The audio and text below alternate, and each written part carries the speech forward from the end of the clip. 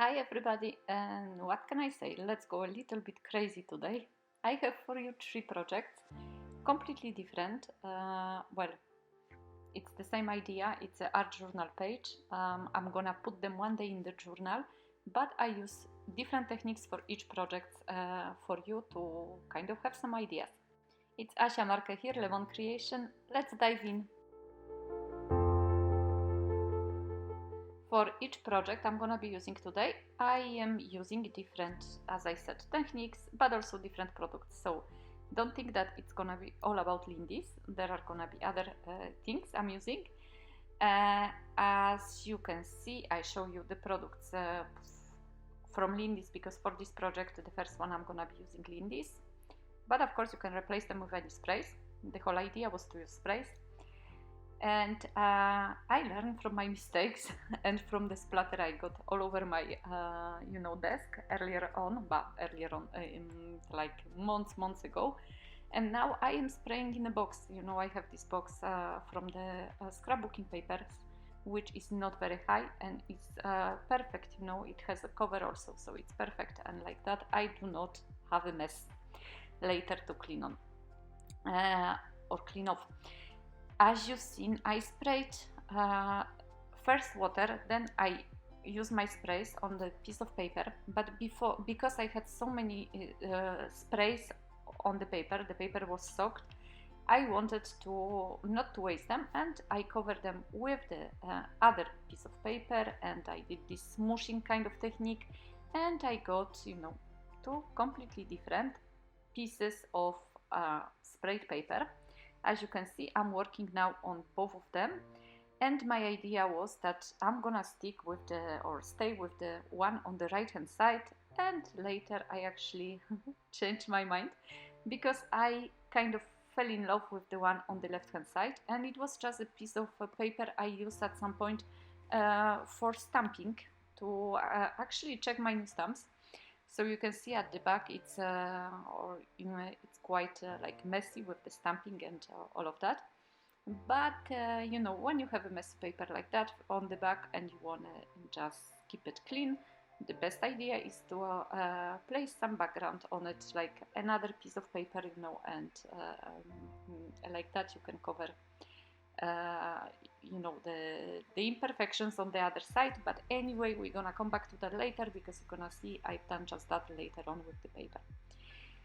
The list of products you're gonna find in the description box below. I'm gonna try to actually put the 3 different projects with a list, so like that you don't get confused with too many products. And I'm talking a lot, not too much about what I'm doing, but it's very straightforward. I'm spraying and spraying and spraying until I'm happy with the effect. The whole idea was that I have a little like brighter spot in the middle of the paper and the darker edges. And for the darker edges I used a little bit of black spray also, which is not that black at the end, so you don't have very black edges, but it's quite nice anyway.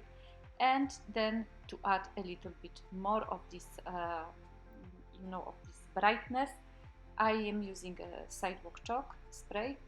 I sprayed a little bit water before, but as you know, with Lindy's and most of the sprays, I think they are water soluble, at least they are not.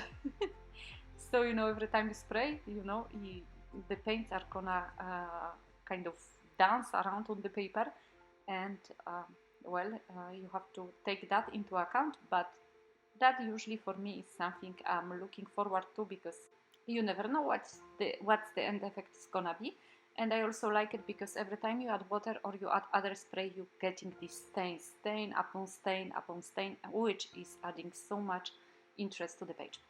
So I stopped right now at that. I'm not usually, yes, I show you my super dirty hands. For these 3 projects I had hands really like I don't know what was happening. I think I was also rushing a lot, but I was getting paints all over. And you've seen I edged or I darkened the edges, and then I put the black paper beneath the main paper. So like that, you cannot see anymore my stamping, because as I said, I finally used the second version of the page I was making, if that makes sense.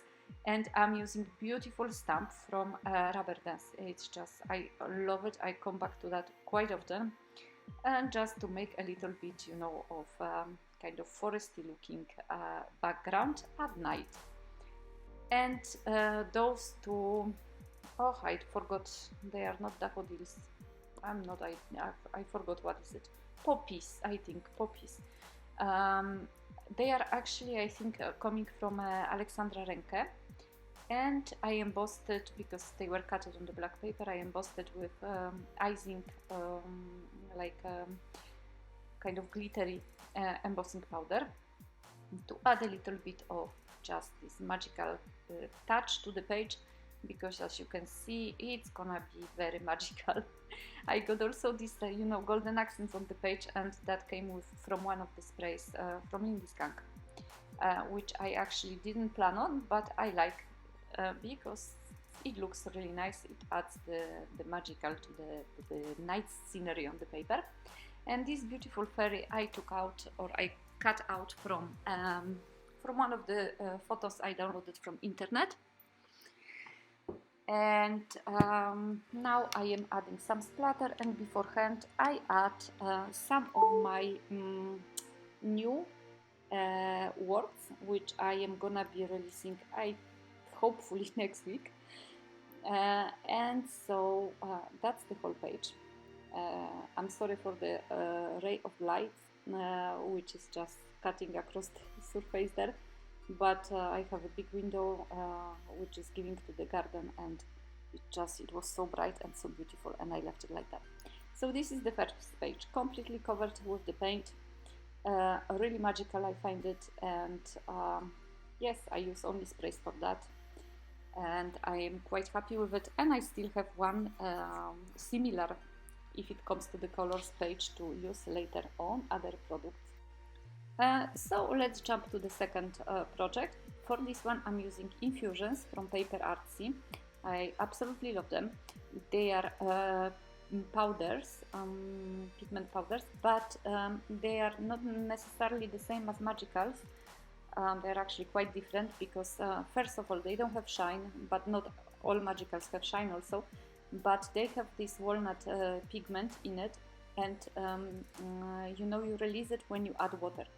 So the more water you add, the more brownish color you may get.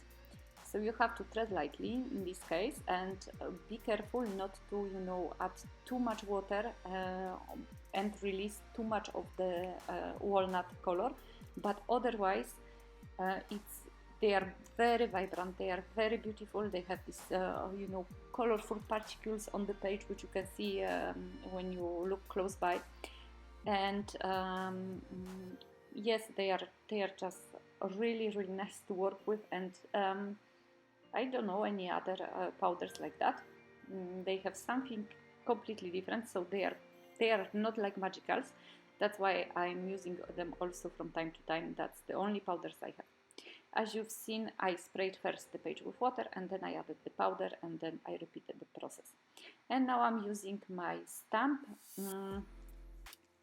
As I mentioned, you're gonna get a list of products in the description box below, and I'm gonna also give you the link to my shop if you want to check my new stamps and my new release.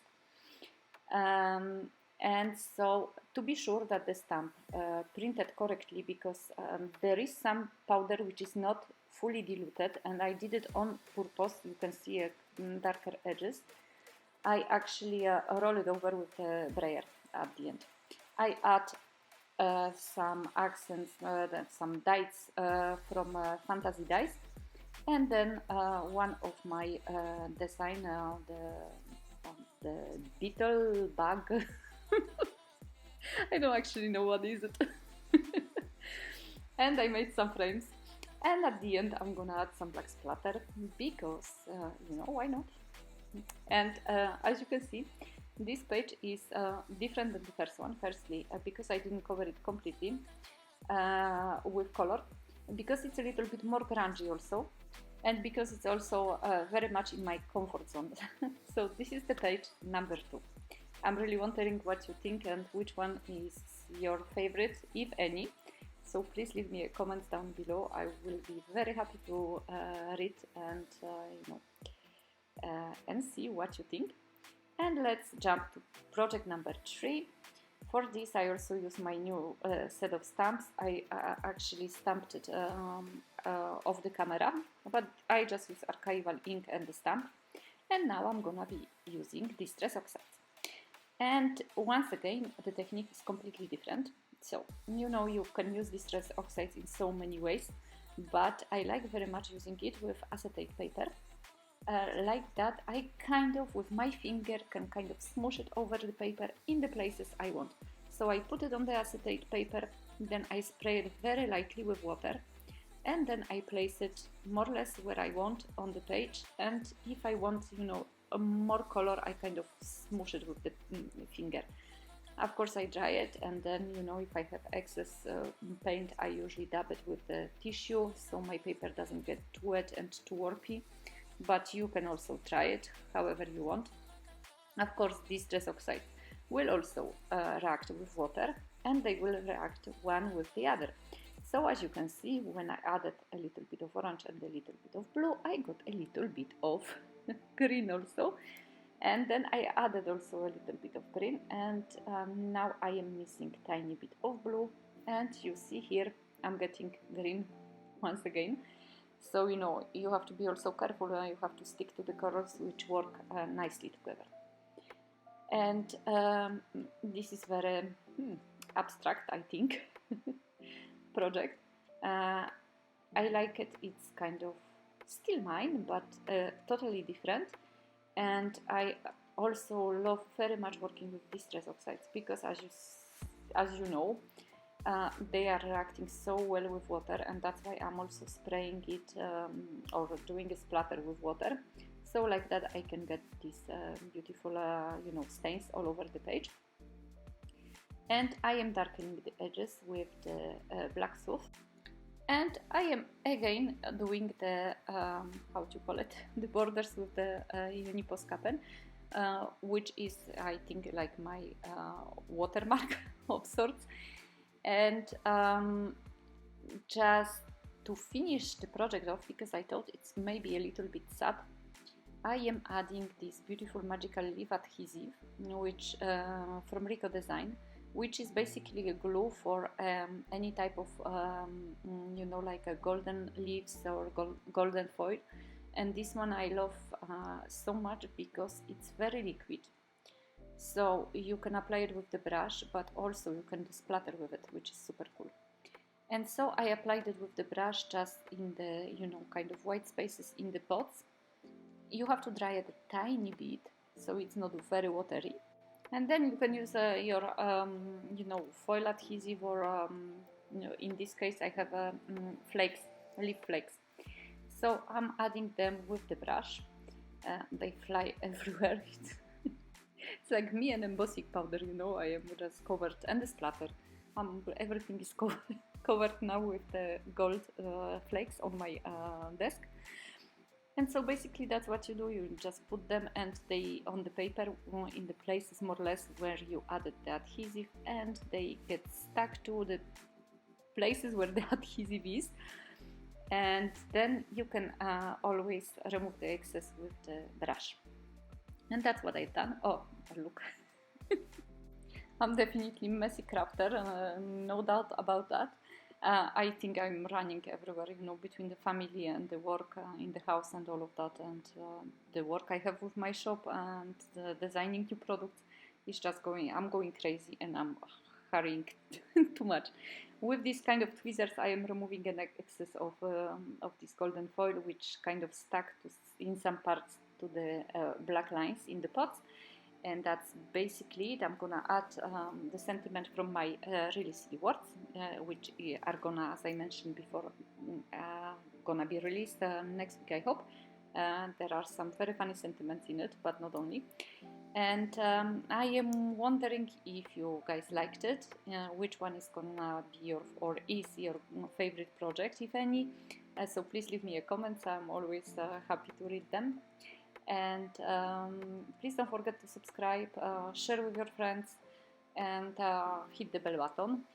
And I hope I'm gonna see you soon in the next project, and very soon also I'm gonna make a kind of like a flip through all my loose pages, which I plan to actually put in some kind of art journal. So have a beautiful day, and I see you soon. Kisses, bye bye.